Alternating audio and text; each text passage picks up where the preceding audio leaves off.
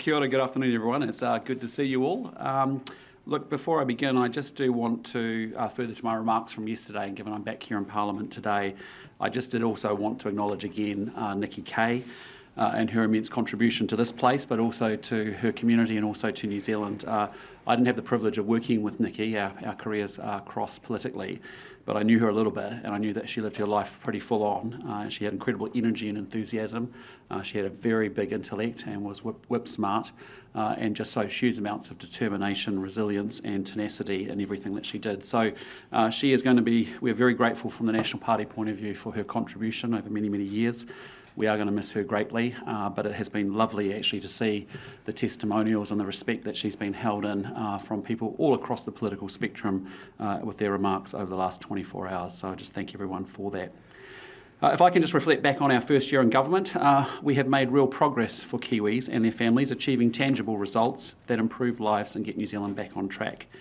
At the heart of our work this year has been supporting hardworking Kiwis by rebuilding the economy and lowering the cost of living.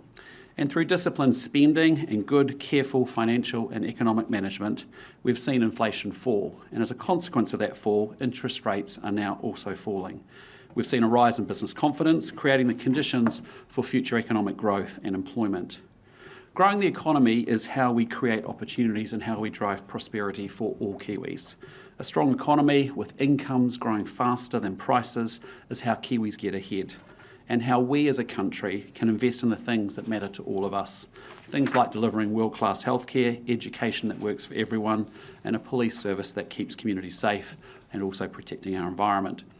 Today you would have seen the positive news that the OCR has been cut for the third time this year, which is more good news for households and businesses.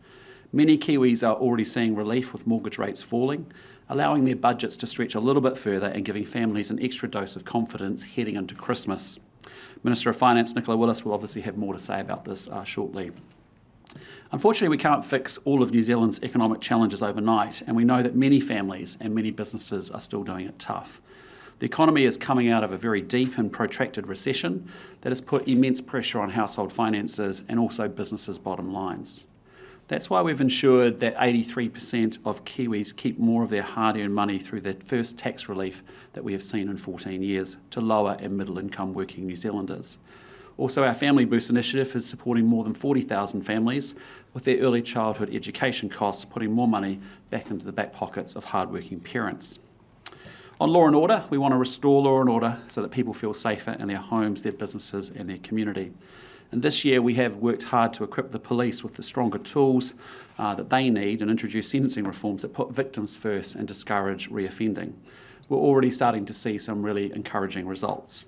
Ram raids are down more than 60%. Police foot patrols have increased by 30%. Aggravated robberies are down 11%, and serious assaults have dropped 3%. Our new Young Serious Offender Framework will address the unacceptable increase in youth offending that we've seen in recent years, ensuring that young people who do offend are held accountable while receiving support to turn their lives around. In health, we know we have some serious challenges. We have made record investments to enable access to quality, timely healthcare to New Zealanders, and there is a long way for us to go, but our government will continue to prioritise health outcomes. We've put unprecedented amounts of investment into health, almost $17 billion over the next 3 budgets. We've invested $604 million in funding boost for Pharmac so that we can extend 26 new cancer treatments to Kiwis up and down the country. We have more work to do, but we've got off to a promising start. Education, of course, is how we get to ensure our young people have the opportunities to move from one set of circumstances to a much better set of circumstances. And our focus has been very clearly on getting our kids back to school and teaching structured literacy and structured mathematics so that they are set up for success as they enter high school and can follow the dreams that they have and can actually live better futures than their parents. We've also put a big focus on removing the mobile phone ban. That's been fantastically received, and obviously immediately putting in place an hour of maths, an hour of reading, an hour of writing each and every day. But we want to make the investments in education because we know that's how we have the future leaders for agri-science, artificial intelligence, and the engineers that we need to build 4-lane freeways to the north. We're also addressing New Zealand's infrastructure pipeline and deficit, which is holding back productivity and growth through strong investment in an enduring infrastructure pipeline and by powering up our new National Infrastructure Fund. We have 149 fast-track projects that will deliver thousands of new homes, better roads and renewable energy capacity, while also boosting jobs and growth across the country. And we are supporting Kiwi farmers by cutting red tape. The red tape is just regulations with no benefits, reducing costs and getting Wellington out of farming. And our work to drive new trade agreements, enhance current relationships with key partners, is unlocking opportunities for all of our exporters and will boost our economy. This year already, we've led 8 trade missions with delegates representing 128 Kiwi businesses to Brazil, China, Japan, Malaysia, the Philippines, Singapore, South Korea, Thailand and the US. And these delegations have reinforced New Zealand's offerings to our trade partners and also strengthened our partnerships. In conclusion, the achievements we've made in just 1 year are thanks to the resilience and the determination of everyday New Zealanders. With inflation now within the target range and another OCR cut welcome today, the outlook is positive and we are on the right path. I feel 12 months into this job more positive about the future for New Zealand than at any point. We have a fantastic future ahead of us. Yes, we have some tough choices and some tough decisions to face up to, but we're doing that and we're on the right pathway. There will be bumps along the road, but we remain committed to getting New Zealand back on track with a strong economy that ensures that all New Zealanders can stay healthier, benefit from a higher quality education system and enjoy safer communities. Just to talk a little bit more about the OCR rate cut, I'll pass over to Nicola. Thank you, Prime Minister. It's a pleasure to be here today to mark a year in government and a pleasure to be here on the day the Reserve Bank reduced the official cash rate by a further 50 basis points. Since August, the rate has now been dropped 1.25 points, and this is welcome news for families and businesses. For people with mortgages, the impact will of course depend on the size of their mortgage, whether they're floating or fixed, and what rates they're currently on. But to give one example, a family with a 25-year, $500,000 mortgage could expect to be about $180 a fortnight better off than it was just a few months ago if its rate dropped from 7 to 5.75%. Add that to the tax relief that took effect on 31 July and the Family Boost childcare payments that many households are now receiving, and many families are better off in New Zealand than they were a year ago. For businesses, of course, lower rates means lower borrowing costs and more money in their customers' pockets. That's good for them and it's good for everybody. We need our business people to have the confidence to invest, innovate and take risks. When they do, they create jobs and opportunities for people and generate the revenue that funds the health, education and law and order services on which New Zealanders depend. There is a long road ahead, but the steps the government has taken to carefully prioritise government spending, invest in frontline services, reduce red tape and restore confidence in the economy are having an impact.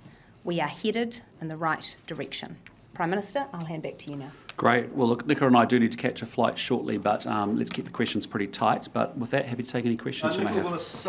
The growth forecasts in the monetary policy statement being downgraded since August from 3.4% next year to 2.4%, and the following year from 3.1 to 2.2, I think it was.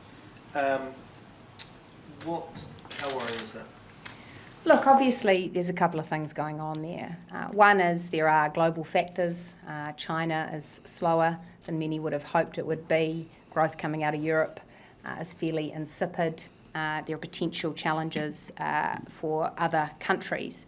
But part of that is also the story which Dominic Stevens outlined as the Chief Economist for the Treasury last week, which is that a range of economists following COVID overestimated how enduring the productivity bounce back would be. And what you've seen is that the hangover from the big spending party during COVID has lasted longer and been deeper than had been forecast. What that basically means is that people were overestimating what productivity growth would be in future years, and economists are now adjusting their expectations. However, let's be clear, next year this economy is forecast to be growing, and growing a lot faster than it has been in the past year. That is good news. things are getting better. Given those comments then, does that mean that you're throwing out the expected surplus in 2027-28? Is that just not on the cards anymore? I will make an announcement about the government's forecasts and the surplus position on the 17th of December. Those forecasts must be under pressure now, given everything you've just said, given the news from China, given the news from the US. I mean, that surplus expectation must be under some pressure now. Well, look, the government's job is obviously to control our discretionary spending decisions, and we have been very focused in government on getting down that spending track so that New Zealand can have more sustainable finances. We continue to do that. However, we've also been clear that when it comes to the overall growth position, there's that which we can control through our policy positions, and we are, things like fast track, reducing red tape, making sure that we are doing productivity enhancing infrastructure. That all helps. But when the revenue forecasts come down, that does make the path to surplus more challenging. Sorry guys, just 1 minute. You go. Oh, thanks. Did you overpromise and now are you under-delivering? Overpromised before the election, just in terms of the fact that interest rates were always rising aggressively. There was always a very high chance that GDP growth would underperform. No, we promised that with careful fiscal management, we'd get inflation back under control. We have. We promised that when inflation was back under control, interest rates would drop. They are. We promised we would deliver fiscally neutral tax relief to 3.5 million New Zealanders. We have. And for those who say, oh, well, it's just inevitable that inflation and interest rates come down, just look over the ditch. But as a consequence of that, though, is that economic activity is more sluggish than it otherwise would be, and that's what's helped bring inflation. Oh, look, I just reject that characterisation. What I would put to you is that this is a government that is on the side of growth, that is doing everything it possibly can to have policy settings that give businesses the confidence to invest and therefore grow. The business confidence surveys show that. Businesses are far more confident about their future and their growth prospects with this government in charge than they were with the last. But I'd also highlight this. If we had stuck to the plans of the previous administration, there would have been far more pressure on inflation, the books would be in far worse shape, and interest rates would be higher. I think New Zealanders made the right choice to put responsible economic managers in charge. We never promised we would fix every problem overnight, but we have done the things we said we would, and we are making good progress. And if I could just add, I mean, the thing I would say is that, you know, this generation of political leadership has had to relearn the lessons of 35 years ago, which is if you let government spending get out of control like it did under a Labor administration and go up 84% and deliver, you know, at the end of the day, borrow more, tax more, spend more, hire more, and actually then drive into domestic inflation, then drive up interest rates, then put the economy into recession for the last 3 years, and ultimately put huge pressure on unemployment. That is the history of economics that we've had to relearn. And so we have been working our way rather assiduously through to make sure we have daily practice around good financial management so that we can be a good partner to monetary policy to lower inflation and also obviously interest rates. It is good to see business confidence at 10-year highs. They know it's tough right now, but they know that there is a plan that is going to get them to a better place. And now our focus goes back to growth and jobs, having dealt with the large part of cost of inflation by keeping a pressure, and we've got to maintain that pressure on spending, on inflation, on interest rates, so that we can now move to focus on growth and high-quality jobs. And that's the exciting part of what we want to achieve so that we can realise the potential. Winston Peters has been quite critical of your tax. Sorry? Winston Peters has been quite critical of your tax cut package, saying that he didn't agree with it, that he thought it was unaffordable, it did nothing to impact growth, and all it really did was mask the economic situation that New Zealand was in. What do you say to that? Well, I disagree. I mean, the reality is we did tax relief for low and middle income working New Zealanders by adjusting tax thresholds the first time in 14 years. That is about a cost of living initiative rather than an economic growth initiative. What we are united on is actually how we need to grow this economy. And, you know, we've talked about it. The 5 big pillars that will fundamentally lift our prosperity as a country, given the challenges that we've had now for 30 years around a productivity disease, is world-class education, you know, science, technology, innovation, get rid of the red tape and bureaucracy, modern, reliable infrastructure and stronger international connections. Those are the things that we're working at on the long-term economic plan to make sure we build a bigger economy and obviously have high-paying jobs. And Peter, if I can just add to that, I've seen his comments in context. And actually the point he was making was that the last government left the economy in far worse shape than New Zealanders realised at the time, and actually that we realised when we first came into office. And his point was tax relief was never going to be the growth big fix, but that's not what we promised. We said tax relief was necessary because cost of living had got so high for so many New Zealanders. And Winston's right. Without cost of living relief, this winter would have been a lot harder for a lot more people, and they would have felt even more sharply the damage the last government did to the economy. And I'm glad that we followed through on our promise and gave them some relief. Is Winston Peters right when he says that you're struggling, Prime Minister? Sorry? Is Winston Peters right when he says that you're struggling? No, I'm enjoying this job and we're working very well together. How seriously are you taking the Chinese ambassador's remarks to RNZ that New Zealand joining AUKUS Pillar 2 would have a negative impact on our relationship with China? Well, look, what I would say is over the last 12 months, we're in pretty much the same position we were 12 months ago, continuing to explore the opportunities for New Zealand's involvement in AUKUS Pillar 2 or not. But as I've said before, and I've said to Premier Lee and also to President Xi, this is an important relationship for us. It's a 50-year-long one. We have huge areas of opportunity to collaborate in the areas of trade and people-to-people connections and climate change in particular. But we also have differences, and we will continue to raise differences with each other as we should in a mature relationship. And we will have differences of opinion around that. I saw the remarks around foreign interference. We will call that out as we will our differences publicly, privately, predictably, consistently. And that's what we've been doing. Sorry. Would you characterise them as threatening?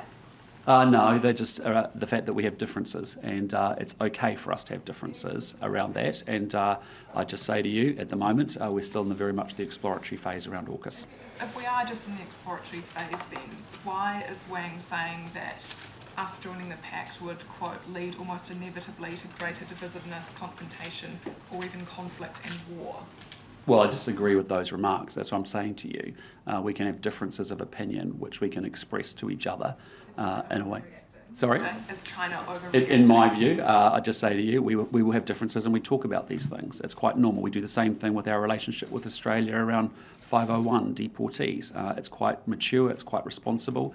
We have relationships at a top-to-top level that have been built over the last 12 months, which I'm proud about.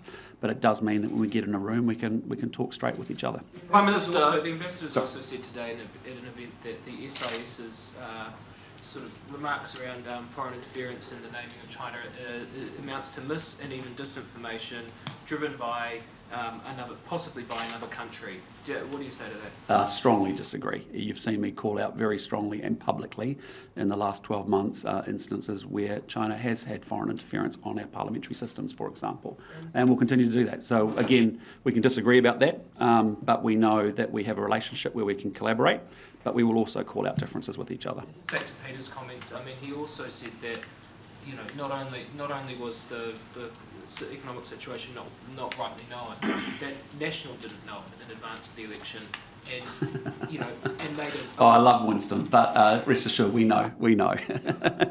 Just on health, there's 1,500 jobs.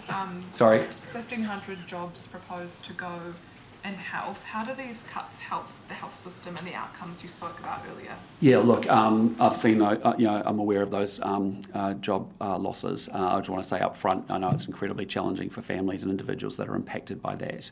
I also want to acknowledge that a number of those job losses are also vacancies, and they're actually not people with real jobs at this point in time. The big focus and the big area of job losses has been sitting in the digital and data side. And that is, again, in the spirit of us wanting to make sure that we move resources from the back office to the front line. That's a decision for Health New Zealand to make sure that they can deploy those funds into things that we need to see, like, as you've seen even in the last few days, 50 more doctors, more recruitment at the front line. What's the breakdown, Prime Minister? Are you aware of the number of vacancies and the number of people that are actually in jobs? I've seen different sets of numbers. There's 1,500, I've seen up to 700 could be vacancies rather than people in permanent roles. But again, I just ask you to direct that back to Minister Reti and to the Ministry of Health. Do you have any evidence that these cuts won't make the already stretched health system? Well, I want to be really clear with you, because there is no cuts going on here. This is a government that spends let's be clear about the investment, because it's about the value for money and the results that are achieved. And I know that's a difference of our government in the last 12 months, is it's not just about the budget new money, it's about the money being spent and what kind of value for money we're actually getting from it. If you come from outside of politics and you actually look at families who are wrestling with their family budgets, or businesses that are looking at their spends and have had to deal with high inflation, high interest rates, suppressed demand, they end up looking at their total budget spend. Am I getting value from it? But this notion that we are spending $30 billion a year on healthcare, this is a government that has spent more on health than any previous government, put another $17 billion in top over the next 3 budgets.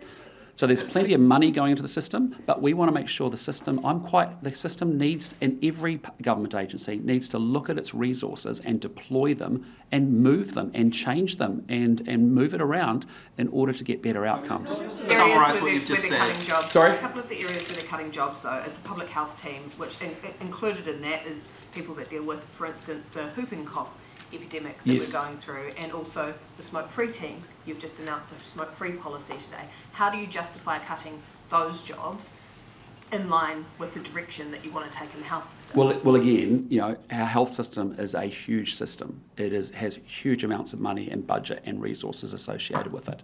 What we have said is there's 4 things we have to do. One, we have to get the funding in place, which we've done. Nicola and I delivered that through Budget 24, and we're going to continue to do that. Huge amounts of money, unprecedented levels of cash going into the healthcare system. The second thing is we want real focus in the system to deliver outcomes for patients, and that means we're very clear about the 5 targets that we have. We know there's also more work that is needed in primary care, but that's what we're asking the system to deliver, and we want everybody to have maximum clarity around those goals and around those targets. Then we're making sure that we're making progress on workforce recruitment, and we know that's a major challenge. It has been an ongoing issue in health for some time, but if you think about it in the last 12 months, how we've made progress on recruitment of nurses, they're not all in the perfect places. We want more in different regional communities. We want some more in mental health, a bunch of things like that. We're trying to open up more places for doctors, either imported or homegrown. And then we've got to make sure that we've got a proper organisation that is operating in a high-performance way. And that's why we made a very difficult decision, but an important one, to actually put a commissioner in. Because as we put $17 billion more into the system, I want to know that good money is going into a good organisation to get good outcomes for New Zealanders. Because it's not good enough just for us to sign off and say, hey, we're putting more money into it, and just leave it to chance as to what outcomes get derived. So again, in the context of that, I expect the Chair and the CEO and the Minister and Health New Zealand to make sure there are plenty of resources there. There is great clarity on what we're expecting you to do. How you organise your resources to deliver those outcomes for New Zealanders is what I'm expecting. And that is the mode and the philosophy of our government working with all government agencies. And I appreciate that is very, very different from what may have gone on in the past, where people may just look at spends rather than looking at outcomes. But we cannot be in the perverse situation we were in the last 6 years, where we had an 84% increase in government spending, and everybody thinks it's okay that outcomes went backwards. It is not okay. New Zealanders want us to deliver. We're a government that's focused on delivering, and we're going to try each and every day to get better outcomes and better results for them. Why? Because we have a fantastic future, and there's no reason why this can't be the best country on planet Earth. But we've got to make a big effort to get things done for New Zealanders, because they are over the bumper stickers, they're over the slogans, they're over the spends, and not getting things done. Prime Minister, can I ask you some questions about the radioactive storage facility in the Manawatu? Yeah. Some of the locals feel a bit deceived that the storage facility was built there without their knowledge. Is that fair? Look, what I'd say on that is I'm aware of the story, but what I'd say is that the management of that material has been done in a very safe, secure way. It doesn't present a risk to anyone. It's also been done in consistency with our national security considerations. And I understand the Ministry of Health actually doesn't publicly disclose those locations. It's normal practice for that. And I'd direct you back to them if you've got any further questions on it. Is secrecy the best way to approach New Zealand's storage of radioactive waste? Well, again, we've been doing this for some time. It's important that it's safe and it's secure, and that actually it doesn't present a risk to anybody. You're having such a facility next door to you? Again, I leave that to decisions to the Ministry of Health, and I trust them to actually do it in a proper and responsible way. So the government has cut comfortable with it. Sorry? She asked you whether you'd be comfortable living next to it. Yeah, I would if the Ministry of Health thinks it's done it. Yeah, Ministry of Health delivers this in a safe, secure, responsible way, consistent with national security considerations, and it's quite a normal process. Yep. Mr. Willis, can I just pick up on an answer that you gave to Jason earlier where you were talking about surplus, and you wouldn't be committed to saying that you would achieve surplus in 27 and 2028. You said you would touch on that later later in the year. But does that mean that the economic conditions are worse than you were expecting earlier this year? Well, as the Chief Economist shared last week, there is trend productivity is one of the factors that goes into growth forecasts, and as he has made clear, Treasury have been revisiting their assumptions around trend productivity. So the point that I made about COVID was that following COVID, Treasury economists thought that long-run productivity would be higher than it has transpired to be, and they are now making those adjustments. Back on the health service, Commissioner Lester Levy told us about a month or so ago that about $2 billion needed to be made in savings. Now, today's cuts of about 1,500 jobs gets nowhere near to finding that $2 billion in savings. So does that mean that we're going to need to be seeing more cuts to the health service for them to be achieving that number? No. Every budget I deliver will include a significant increase in funding for Health New Zealand. Which party has the most control over the direction of the coalition government? I'd just say I'm very proud of the National Party, and I'm proud also of the contributions of the minor parties as well. I think this is a government that has been very coherent, very united on the core things that we need to do. Yes, we have differences within it, as you would expect in an MMP environment and a coalition government, but I'm proud of the contributions of everybody. More in control of it? Just say to you, we've got a great government, and the coalition government is here to deliver things for New Zealanders. I'd just say bigger is better. Just very quickly, the government is doing its job, some critics would argue, in terms of cutting taxes. The Reserve Bank is cutting the OCR. What about councils across the country? Do you think that they should be doing more when it comes to rates increases? Well, look, we've talked about that, and we've talked about rates caps and a number of other things that we think that councils should be focused on. You know, we've said focus on the must-do, not the nice-to-do stuff. Make sure that you think about the mechanisms by which you can leverage your balance sheets. You know, you've seen us increase LGFA funding for councils. You've seen us actually think about structures that would create more debt capacity, as it should be actually, for long-run water care assets, for example. If you think about Auckland, you know, great example, was planning a 26% rates cut. We did a deal with the mayor. We ended up creating a mechanism that actually meant they turned into a 7% rates. Rate caps then? The rates caps is one of the things we've talked about, as you heard us talk about at the LGNZ conference, and I know Simeon Brown's doing the work on that. And to be clear, Minister, you will no longer commit to a 27-28 surplus? What I will commit to is releasing our forecasts on the 17th of December, and I don't comment ahead of that. Yeah. Great. Okay, team. Thanks so much. Oh, Joe, you haven't asked a question. You just come back from overseas. Both of you, I'm just curious. What has been your most memorable day each in the past year? I think the actual national apology for me was pretty emotionally impactful for me. Yep, for sure. Of course, I'll never forget